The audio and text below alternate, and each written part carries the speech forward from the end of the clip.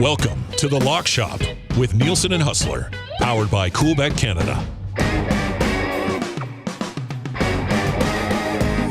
11:03 on The Lock Shop. You are listening to Edmonton Sports Talk on TuneIn, on iHeart, and of course at edmontonsportstalk.com, and you are watching over on YouTube. Where you can hammer the thumbs up for us. We're going to try to connect with Huss.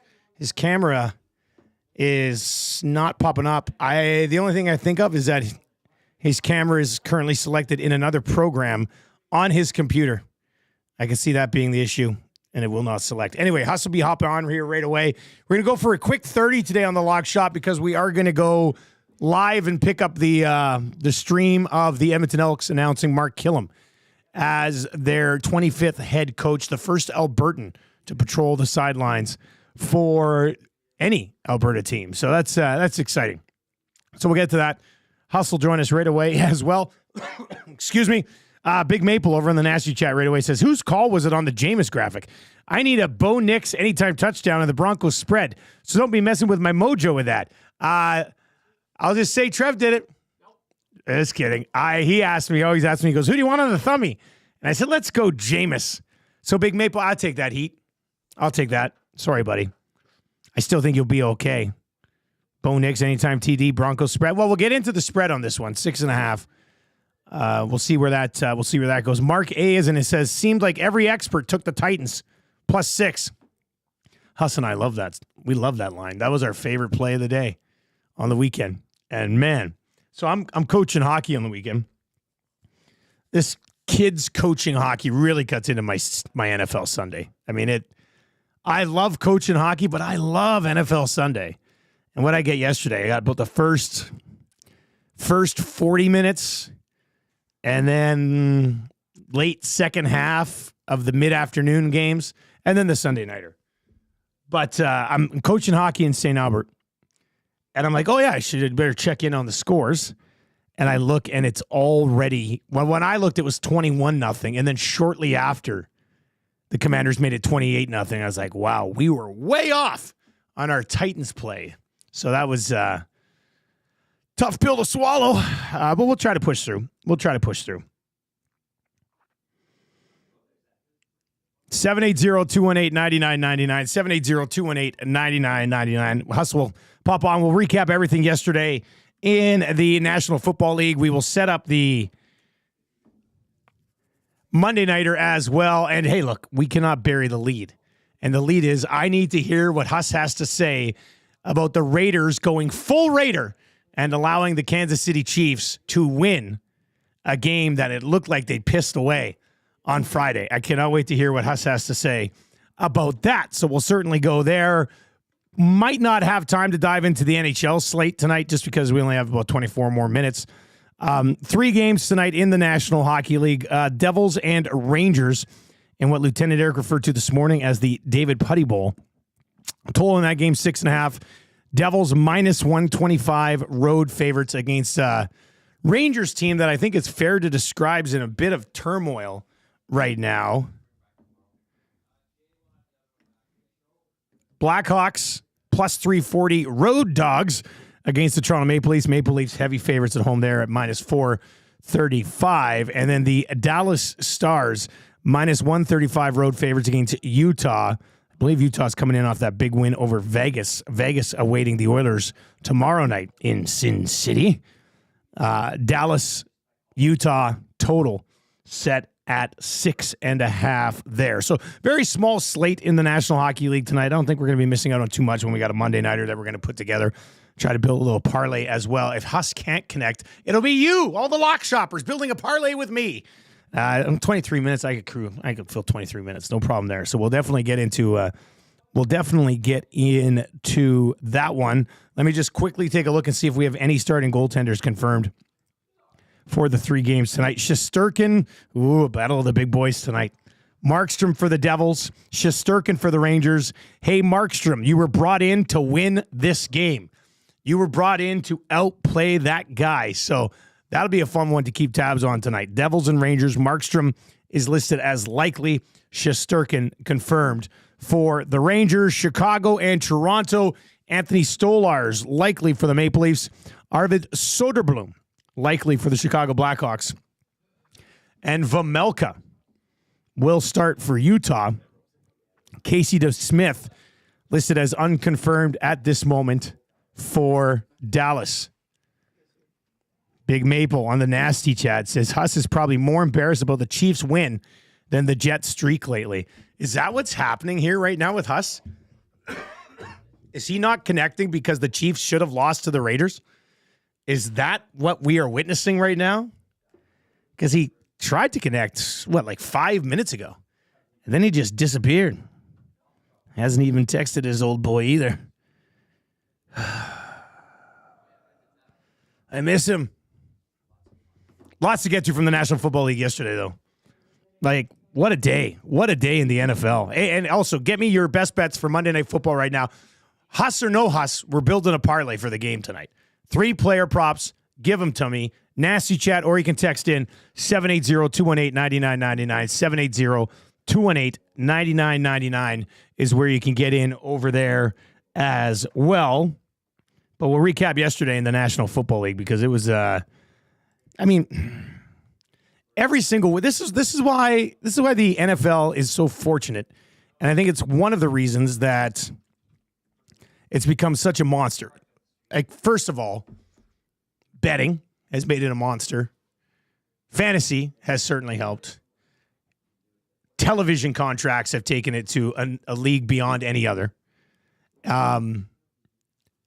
But the fact that there's so many games in one day that you're going to get, there's going to be duds. Like, there were duds yesterday in the NFL schedule. But there were some beauties as well. And that's what happens when you get to roll out as many games as they roll out. The Chargers getting by the Falcons 17-13. Kirk Cousins. Puke. Gross.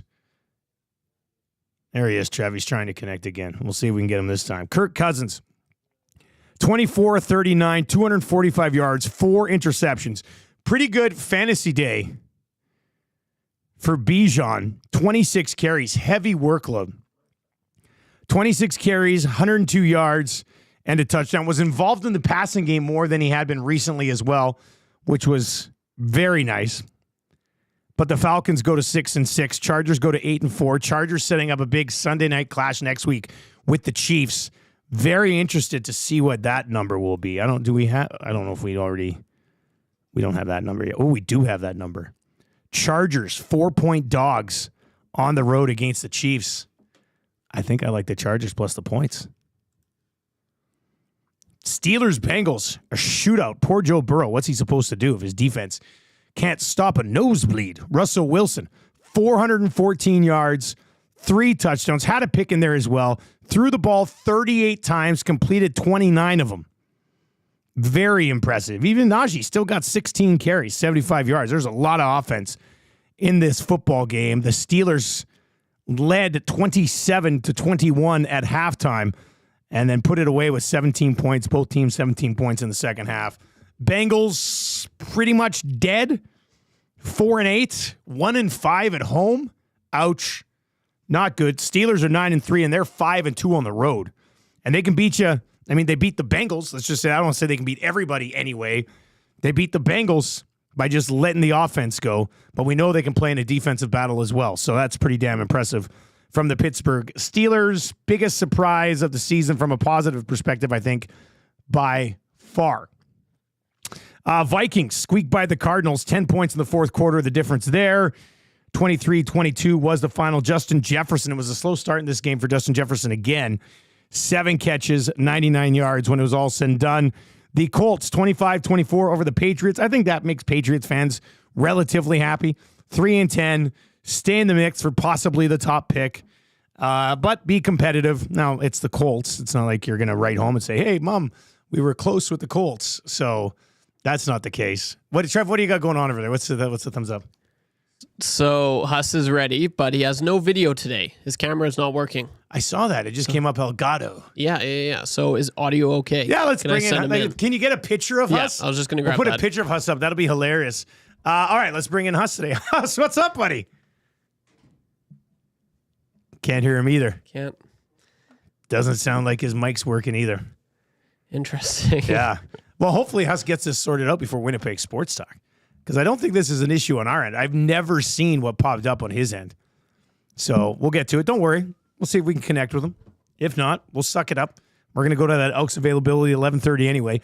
Commanders rolled over the Titans 42-19. That was a game we totally blew it on from his. I apologize to everybody on that one.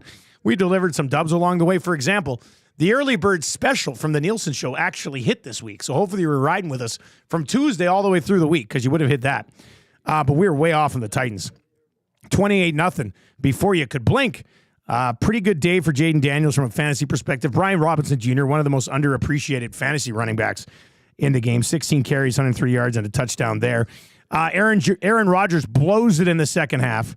26-21 the final. And, man, no points. Jets shut out in the second half. Seahawks hang 10 on him in the fourth quarter.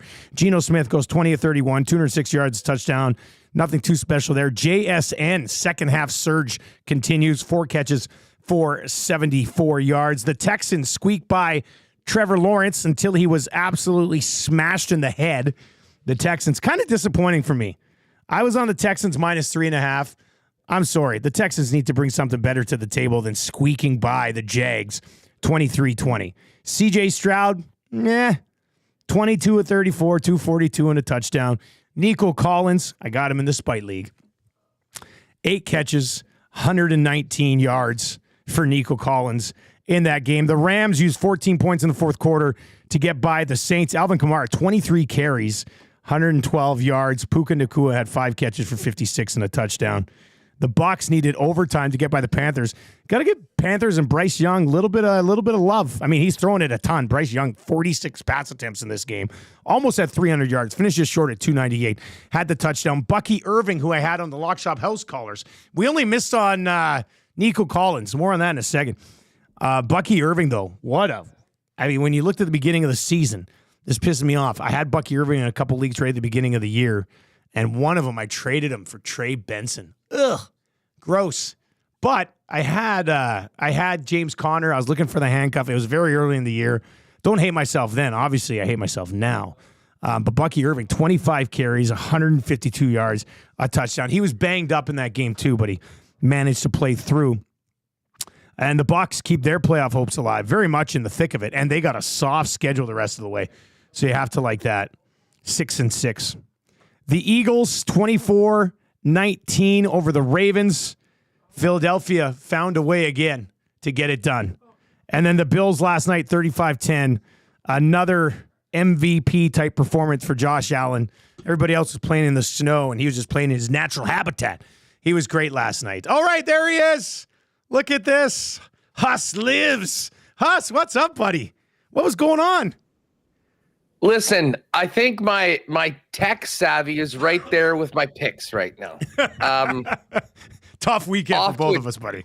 Off to a terrible start, and then hopefully getting better as we go on. Yeah, I don't know. Apologies. That hasn't happened before. I switched cameras to another camera, and then I was going to have to go into the Elgato camera hub, which was a big pain in the ass. And another restart and a little fiddling around, and we're back. He's back. So anyway, he's back. Yes, and Did you hear what I was accusing you of? No, I did not. Avoiding talking about the Chiefs getting super lucky against the Raiders. I'm here for it.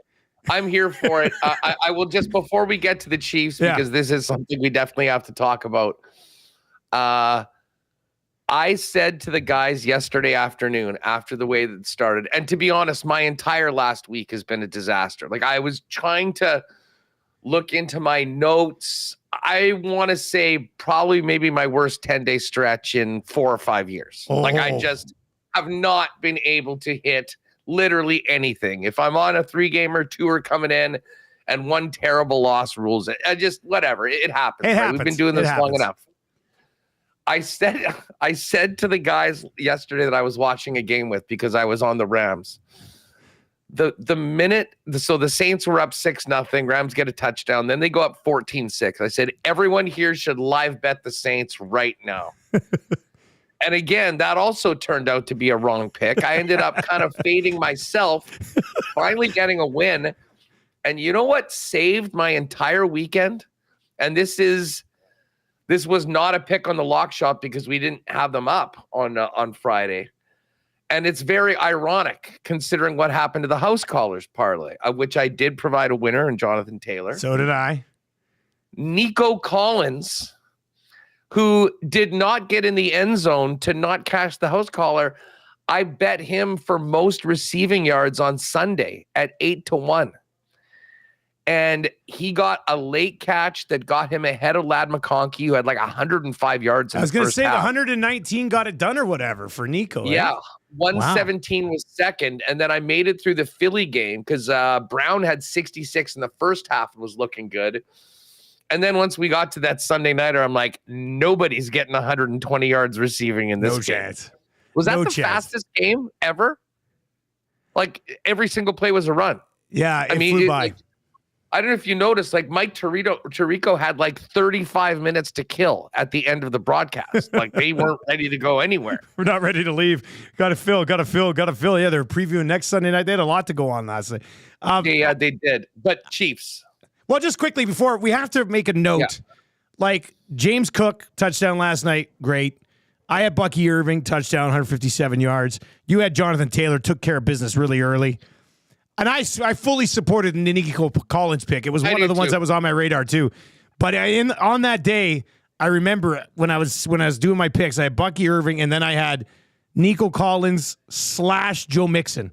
Because Joe Mixon's always such a safe bet. I think if any of us go house callers Collins again, we should just say, hey man, we're with you, but let's just go Mixon.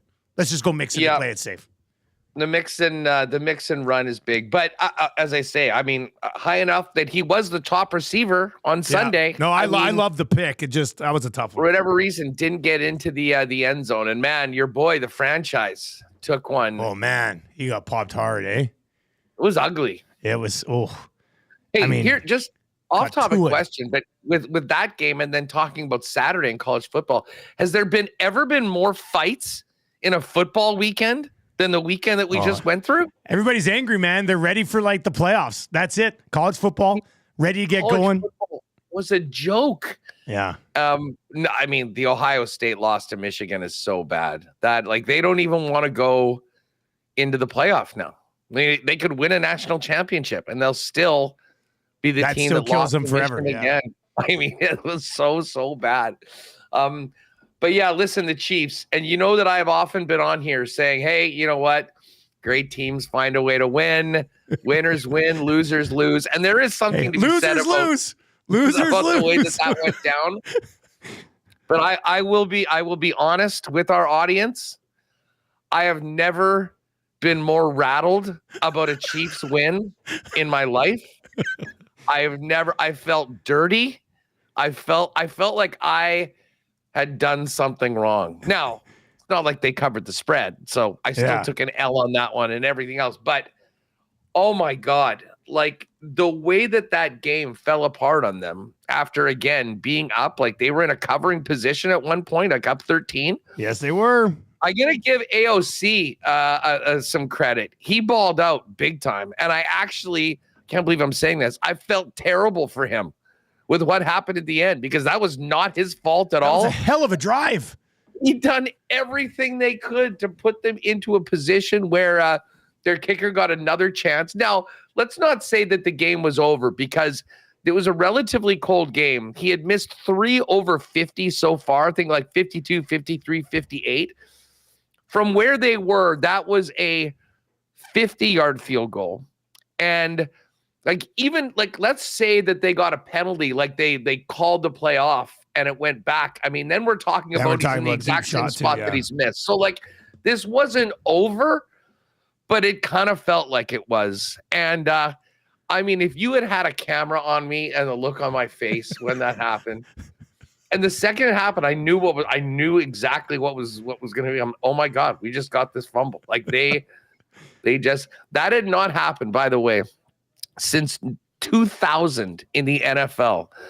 A team fumbling the ball with under 30 seconds left inside field goal range, down 1 or 2 points. Seriously? Had never happened since 2000. Wow. So, I mean, listen, we all knew who the real MVP is. It's Taylor. She put a spell. She dropped a spell from the press box on the Raiders. And maybe she is the real MVP. I got nothing, but it is interesting. What did you say? The line right now is it's 4. 4? The Chargers are 4-point dogs. I bet that goes down. I mean, I think heard so Simmons. Too. I was just listening to the Simmons and Sal pod, Guess the Lines, and I think they had it opening at 3.5. So I'm not sure whether it originally went to 3.5 and then opened up. It's going to be a fascinating game next Sunday because the Chargers. Now listen, the Chargers.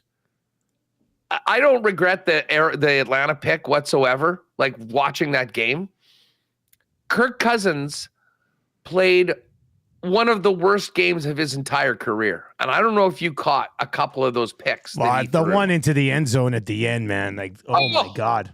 What are you doing? Was so bad. And you know what? If Koo doesn't miss that field goal earlier in the game, they're probably able to kick field goals. They don't have to keep going for it. But I mean, Simmons and Sal are going, what are the chances that Penix starts next week?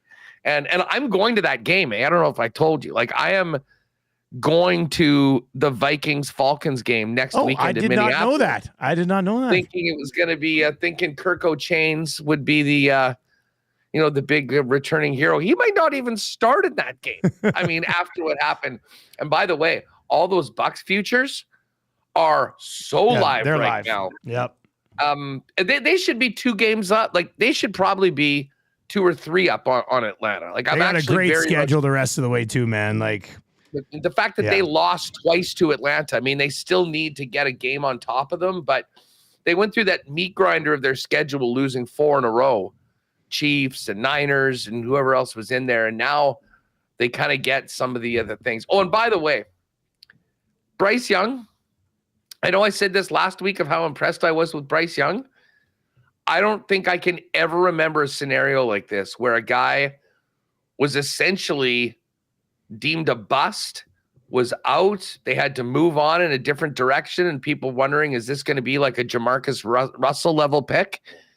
And then for him to come back and so quickly look like an entirely different quarterback. He was awesome yesterday. Like, they don't have the talent most of the other teams that they're playing against do. And the way he's been able to sit in the pocket and listen, he, I think it was Simmons herself said, like, can somebody win comeback player of the year in the same year that they were coming back from? But no, you know who that dude is Russell Wilson. Russie man, was on one yesterday. Unbelievable yesterday. Over 400 yards, 3 touchdowns, 29 to 38. Bengals are done. We can put read the epitaph on the Bengals. And interested in your thoughts on the Ravens now, because the Ravens have looked all world like the best team in the league at times. They've lost 5 times now. Yeah, and they got 5 times. They got thumped yesterday by Philly. We talked to Mike Tanier on our show this morning. And I was just like, is this one of those things where they're not as good of a regular season team, but they're better built for the playoffs? And he's like, well, we'll have to see how that sorts itself. Huss, we got about 4 minutes, and then we're going to the Elks availability. So let's get to the Monday nighter. The line, unless it's moved since this morning, is 6.5. It's still 6.5. Denver minus 6.5 at home here, buddy. What's the thought process for you? Well, the thought process is Denver is a very good team with a very good defense. They're very well coached. Although I like Stefanski too. I just, as much as I love Jameis and I love listening to him, I really don't trust him. And to me, this is a massive game for Denver, and Cleveland is just trying to stay relevant right now. I mean, it's a bigger number, but to be honest with you, I don't think there's a lot to compare these two teams to right now. Get that extra day of rest going into Monday night. The place is going to be banging for a home field. I think if I had to, I would be taking the Broncos. And the one guy that I really do like is Cortland Sutton. Cortland Sutton, yep. No, it's weird. We don't have an over-under for Cortland Sutton. Oh, we got yards, no, he's been but added. we don't There we have go. catches. He just got added. Yeah. Is he up for catches too? Over 63.5. And he's also plus 165 for the most receiving yards in the game, which I don't mind too much. Plus 165 for most receiving yards in the game?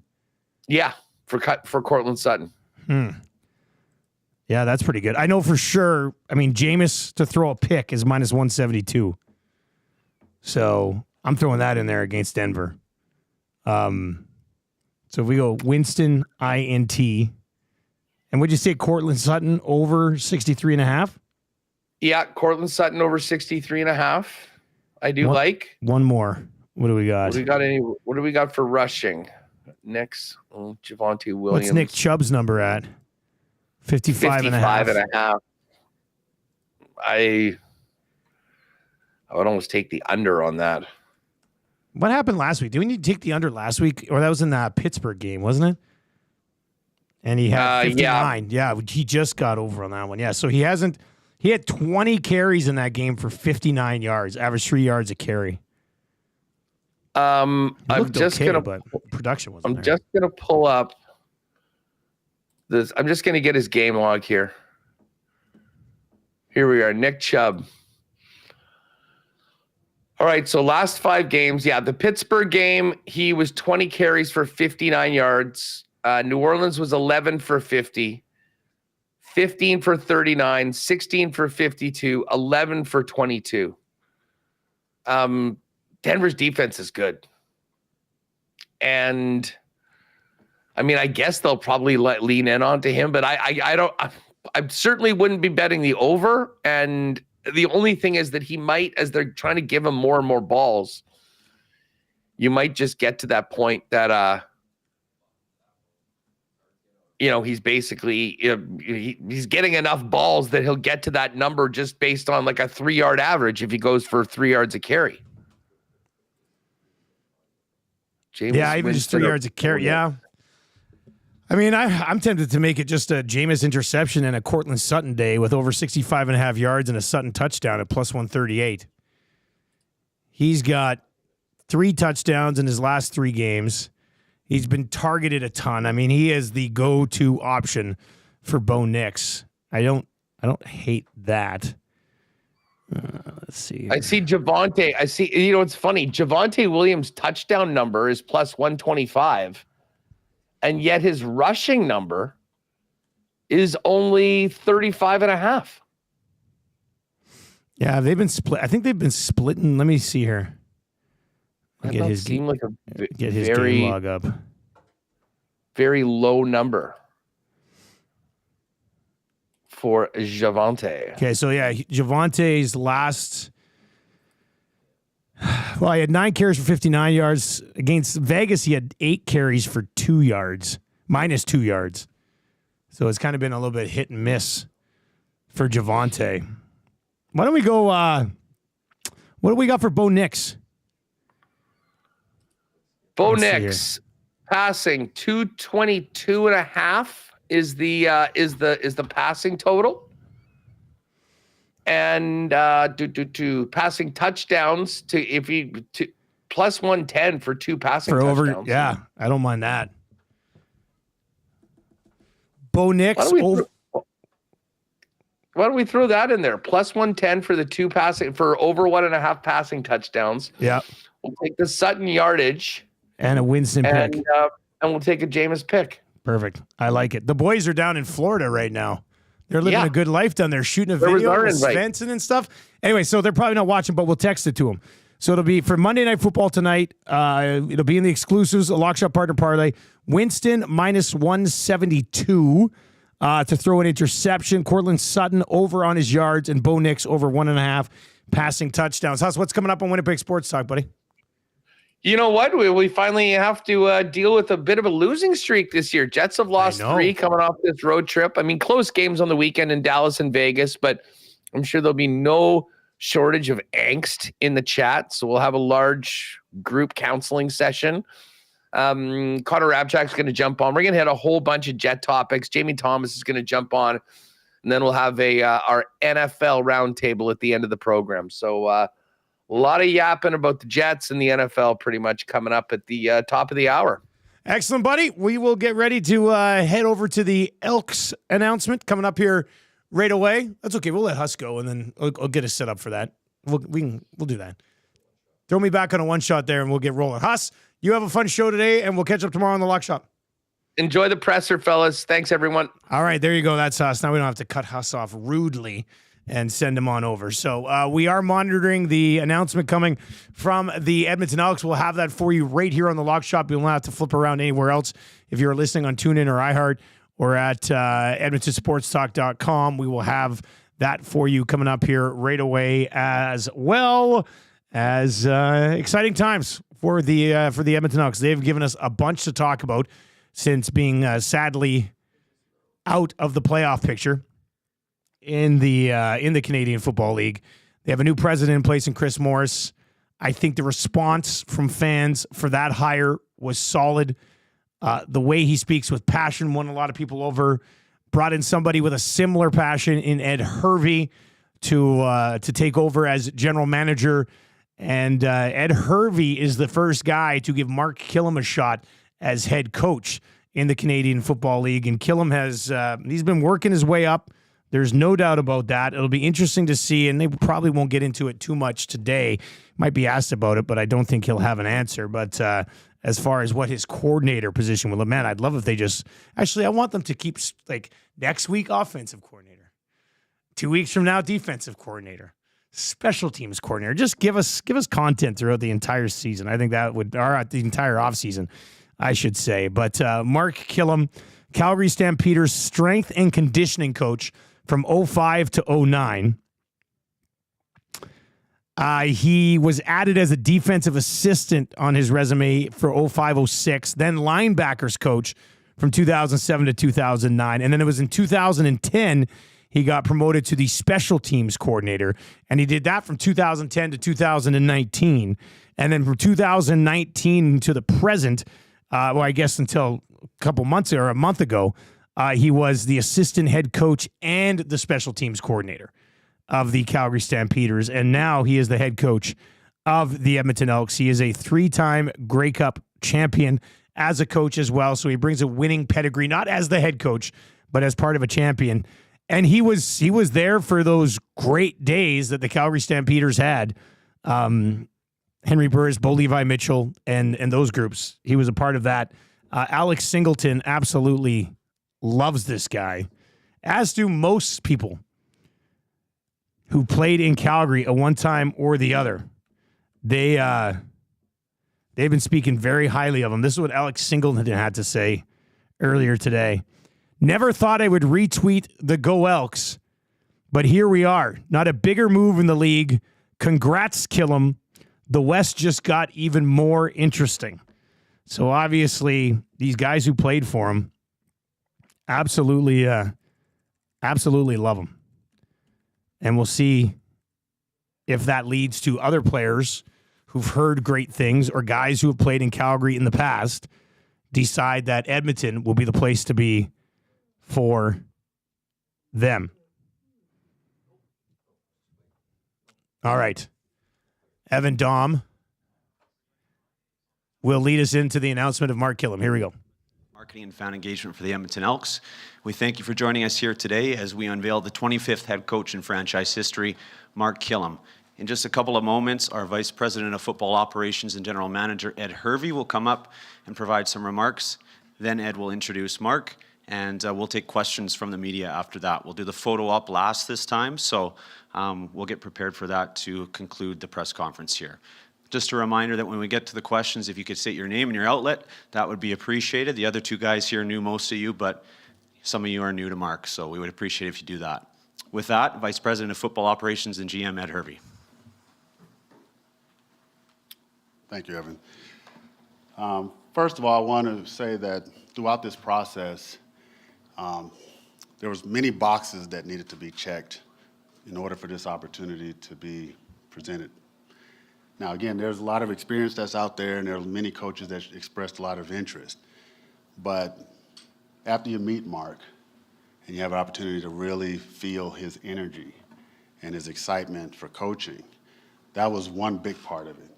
But then the most surprising thing, I don't even know if it's surprising, but the thing that stood out the most was the overwhelming amount of support from the players that he's coached and the lives that he's touched out there. And when I went through the interview process and I called players and talked, there was not one candidate that the players were more excited about than Mark. And when I look at our situation here, there's many coaches we could have selected to come in and coach with experience and all these other things.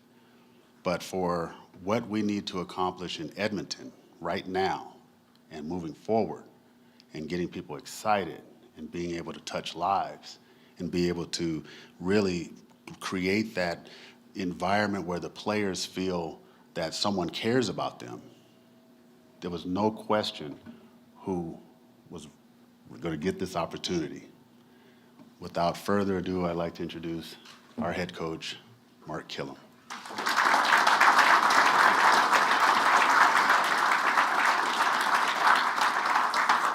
Good morning. I first want to start off and I want to thank Larry and Deb Thompson and the entire Thompson family. It's a privilege and an honor to be the head coach of the Edmonton Elks, and I want to thank them for that opportunity. I want to thank Rick Lawlisher, Chris Morris, and Ed Hervey. Thank you for believing in me. I want to thank my beautiful wife and my daughters, my talented and amazing daughters, Jules and Hennessy, my wife, Andrea. Thank you for being on the roller coaster with me and joining this journey. I love you guys so much. Thank you. I want to thank my parents, Jan and Surrender, for teaching me what hard work really looks like. I want to thank my mom for being my number one fan. I know it's tearing her up that she can't be here, but she's at my niece's 7th birthday. It was a planned trip, but happy birthday, Mela, by the way. So I just wanted to make sure I recognize them. I wanted to thank my in-laws, Eric and Judy, for the constant support that they've contributed to our family over the years.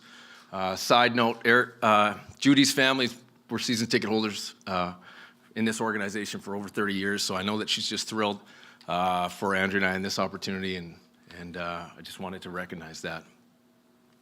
I want to thank the other two sides of the triangle, Nathan and Jay. Those guys are my brothers for life, and they know what that's all about.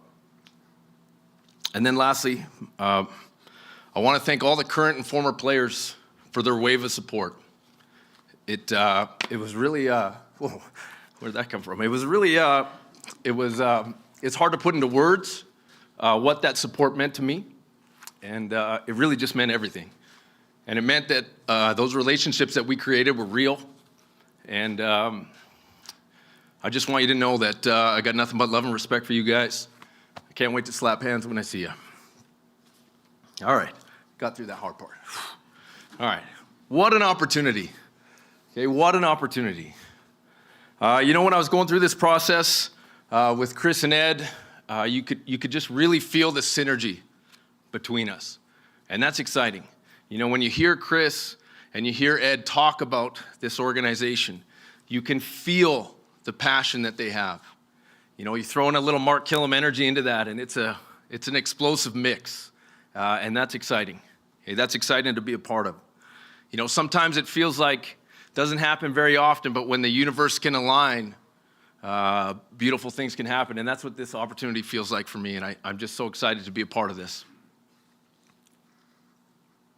To the players, here's what I know. This team's going to take on an identity that the people of this city can resonate with. This is a city that is not afraid to work hard. This is a city that has grit and a city that has a chip on its shoulder to succeed, and that's what we're going to be about. We're going to be a team that's built tough, that's built for the cold. We're going to be a team that doesn't back down and doesn't turn it down. Okay, we're going to commit to playing a style of winning football, and that's going to look like whatever it takes each and every week. We're going to commit to playing a certain type of football that the people in this city can believe in, and that's important. We're going to be a group that's accountable, not only to each other, but to everybody that came here before us. We're going to stand on the shoulders of the people that built this place and represent the Double E the right way. And if that sounds like a group that you want to be a part of, come on down to Edmonton, okay? Because I'm telling you right now, this is an exciting place to be. And we're going to want to be a part of this, and we're going to get after it up here, and I can't wait. Okay, I can't wait to start reaching out and connecting with you, and that process starts this week. But I'm excited for it. And I want you to be excited for the opportunity that we have here. To the fans, I know you are starving for this program to succeed. Something was taken from you, and I can promise you we are going to work our ass off to bring that feeling back. We are going to rep this city, and we're going to rep these colors with pride. And I'm asking you to give us a chance so that we can prove that to you. Because that's who we are and what we're going to be about. The first CFL game I ever saw was in Commonwealth Stadium. I was about 6 years old with my buddy and his dad. The very first time I played football was in junior high. My team in Lethbridge was the Gilbert Paterson Eskimos, and we wore green and gold. My high school team was the LCI Rams, and we wore green and gold. My university team was the Golden Bears, and we wore green and gold. And I can't wait to put these colors back on. I'm humbled, and I'm grateful for this opportunity, and I can't wait to get going, baby. Thank you.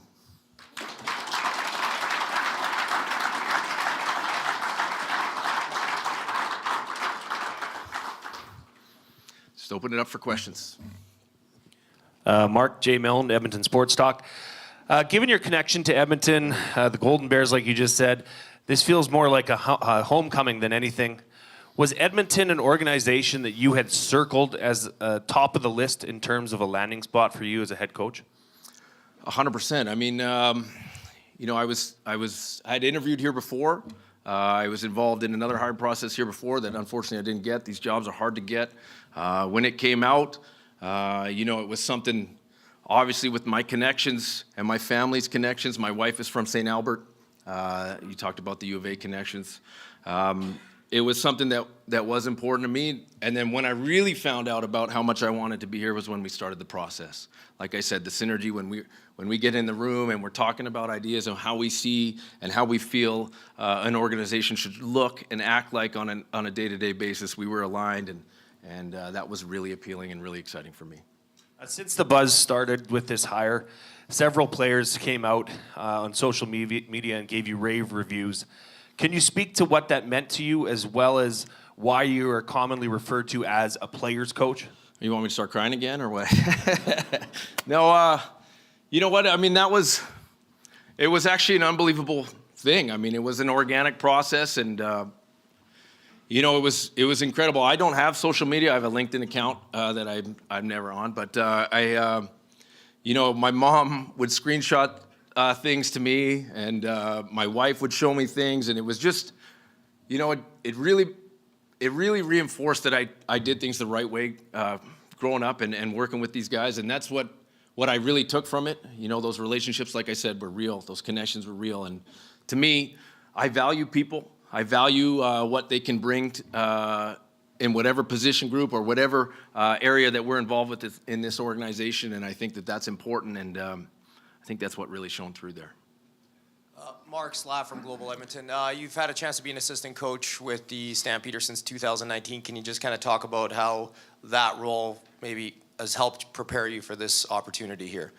Yeah, I mean, I think we're all a sum of our experiences, right? So, I mean, all my roles there helped prepare me for this opportunity. I've got 20 years in a great organization, and that's a lot of experiences of different things, highs, lows, a lot of different experiences with players. You know, I think, and I'm going to represent for all the special teams guys out there. Special teams guys are prepared for these jobs. We're the only ones that talk to the whole team other than the head coach. Good special teams coordinators have a presence in the room. You have to if you want to get your guys to play. Your game managers, you're constantly thinking ahead. What's the next situation? What are we anticipating here? And I think that all of those experiences have helped prepare me, and I really can't wait to hit the ground running. You had a chance to see the Elks 3 times this past season. What do you think of the roster, the one that they had this past season? And I mean, how close do you think that roster would be to a playoff spot and competing for a Grey Cup? I think that's part of one of the most exciting parts about this team. I think there's a lot of good pieces here. A lot of good pieces. I'm excited to work with them. This is the next part of the process where I'll get with Ed and we'll start really getting into that stuff. But it's from the outside looking in, it was definitely something that was very appealing for me for this job. It's Steven Sandor with Canadian Press. Maybe just talk a little bit. First question for you, Mark, is talk a little bit about the energy when you first maybe met Ed in the office and talked about doing this, and then for Ed, just about the whole process. How many people did you interview? Was this how thorough was the search? Yeah, I mean, if you put, it doesn't matter the field. If you put like-minded people into a room and they start spitballing about something that they have passion for, the energy jumps up right away. And I think that was evident in the first 5 minutes of the conversation with these guys. And I think, again, when things start aligning, we're all have some of our experiences, but when things start aligning and because if we're not aligned, it's very difficult. This job is very difficult. It's a difficult job anyways. But when we can align up our beliefs and we see things the same way and we think, a winning culture and a winning program looks, acts, and sounds like something on a day-to-day basis, and we see that the same way, I think that's a really exciting opportunity. Mark, was that? You want? Yeah, go ahead, Ed. As far as energy is concerned, my energy is pretty leveled until I start talking about this organization in this city. Then I get ramped up because how much I care about what we do here. And we were talking about the standard and what our standards are going to be, and that was exciting, right, for myself to be able to explain it. And not everyone buys into it. Not everyone really sees it that way. Some people are just looking for the opportunity to just be a head coach and et cetera. But Mark's excitement about coaching the players and all the stuff that came with it, it was so different than everyone else. As far as the process of, interviewing how many, I'm not going to get into how many because this is Mark's day, but what I can say is that the few that were down to the final process, met many of the things that we would want. But again, the overwhelming choice for this organization for right now and for what we want to do moving forward. And I'm looking at who would I want to work with moving forward with the way the landscape of the CFL is, with player movement and one-year contracts and all these different things. There's this gentleman to my right here, the players want to play for. And that makes all of our jobs easier, personnel and scouting, everything, when you have a coach that people want to play for. So that's pretty much the extent of the process. Mark, Ryan Rashog with TSN. Not sure how much you'll be able to say on this front, but obviously part of the job you have is assembling a staff. How far down the path are you of having a sense for what the staff ends up looking like and what your plans are timeline-wise? When you start going through the process, you start talking to your connections. And I'm really excited about the potential staff that we're going to put in place here. Every single one of those men is going to be an incredible teacher, is going to be an incredible leader, is going to be able to bring the best out of their players. I'm really excited about some of the initial conversations. There isn't a timeline on it, but we're working hard on it. Just following up, taking this job and being in this position for the first time, how do you think you will handle being the heavy when you have to be that guy as the head coach? That comes with the role. And I know as a teams coordinator, there would be times as well. How would you describe yourself along those lines, though? Yeah. Some of those tough decisions you got to make and how you'll approach those. Sure, I'm sure. And Ryan, you've seen me on the sideline, so I can turn it on when I need to. But I think that's a strength of mine. I mean, I want this to be a place that people want to be involved in. They want to be loose. You want people to feel good when they're in the facility, but when it's time to work, it's time to work. And that's who I've always been, and I can find that balance between the two things, and I think that's a strength of mine. In leadership, you have to make hard decisions. That's part of it. It's part of the job description. You know that it comes with it. A big thing about the way that I interact with people is I'm respectful. I will always tell them the truth.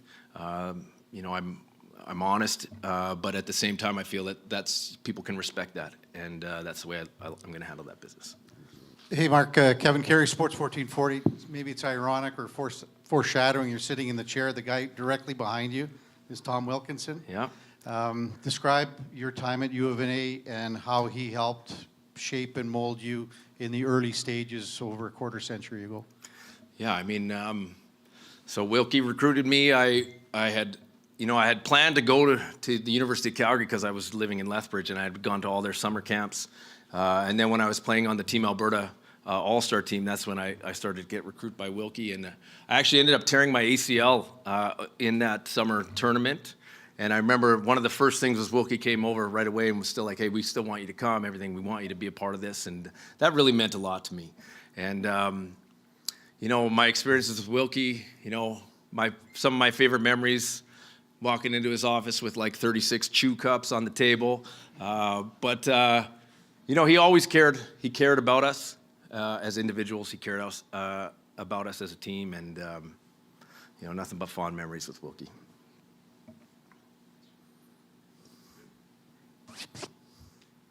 That's it? Oh, he's taking it easy on me.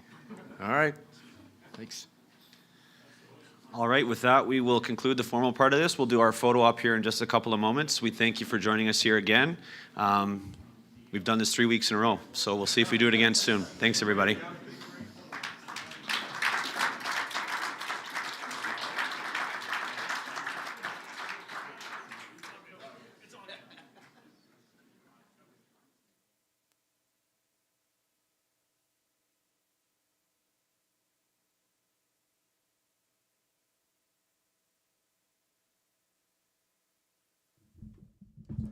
All right, well, there we go. How about that? We're going to talk about it on the oil stream coming up. I'm so fired up. I got a football. I'm like, let's go.